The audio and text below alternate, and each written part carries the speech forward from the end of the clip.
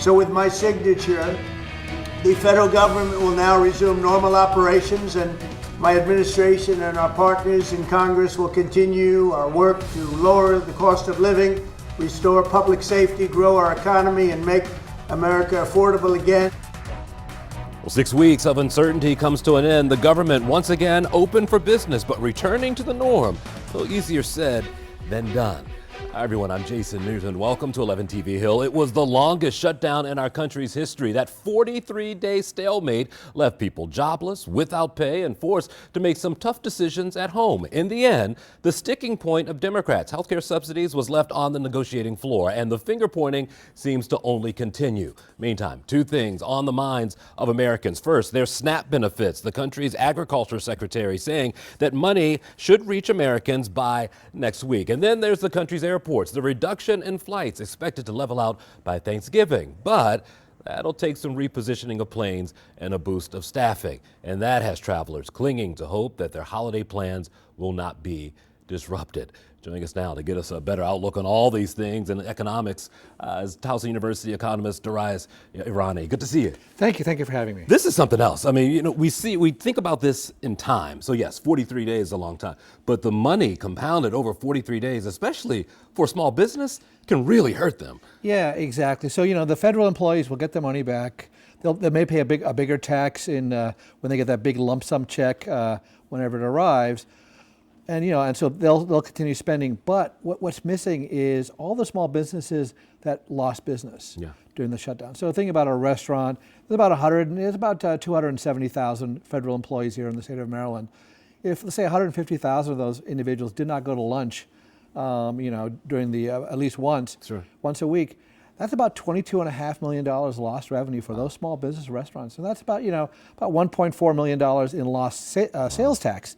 For the state of Maryland. That's lost wages, lost tips, everything. And for many restaurants, the margins are slim. It was already a tough challenge going out of COVID, and now you layer this on top of it. So those are the kind of impacts. Now, the economists will say, and this will happen. So what will happen is we'll have a dip in our GDP in this fourth quarter, and then it'll resume. We lost out on things such as, small business might have had a loan pending with the federal government. That got delayed, so that's a 6-week delay. That's significant. Any kind of drug trials, those sort of stopped during the process. Any kind of approval stopped. Mortgage for FHA, those all kind of stopped. So a lot of things kind of ground to a halt. So there was a 6-week delay. And for some people, they were able to absorb that delay. For some businesses, that could be the death knell. I mean, think about your federal government is about a 30 to 60 day net pay for its bills, and now you've got 6 weeks layered on top of that. So if you thought you were going to start on October 30th, and now you're going to start at November 13th or 14th, and now you got to wait another 30 to 60 days to get paid. It's going to be a long time, and many small businesses are hanging on for dear life already. From the big picture, when you look at the economy and they turn the switch on, it's like when you start a car after it's sat in the cold all night. The heat doesn't come on immediately. Exactly. Is it the same thing for the economy, that we're expecting things to be back to normal, but it's going to take a bit? It's going to take a bit. You think about it, 6 weeks of postponed work.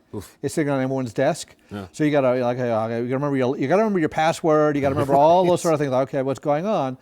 And then you've got to get up to speed, and so you can't do all that 6 weeks worth of work now in the remaining part of the year. So it's going to spill over into the other parts of the year.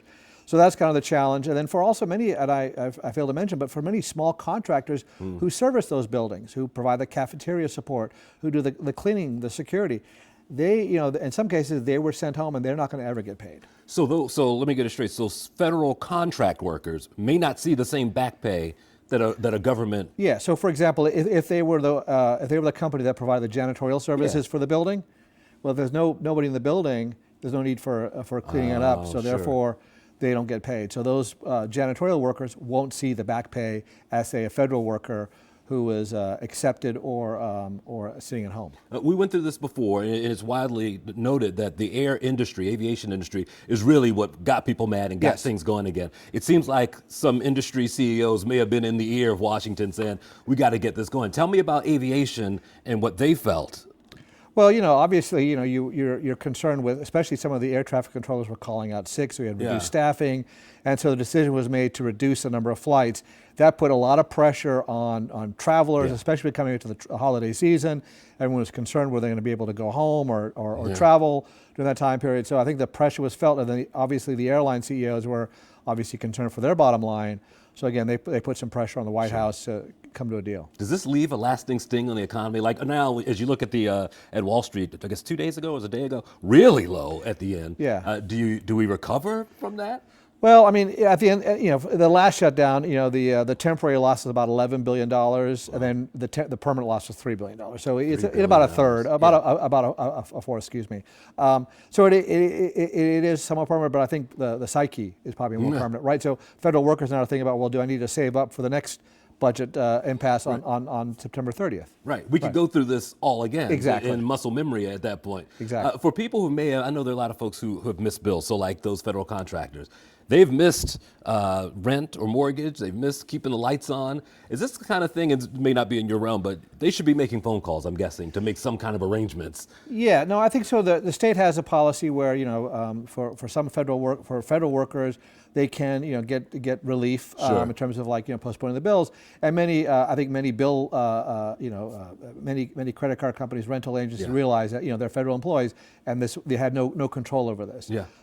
It is sad that this is a repeating effort that goes on every couple of years.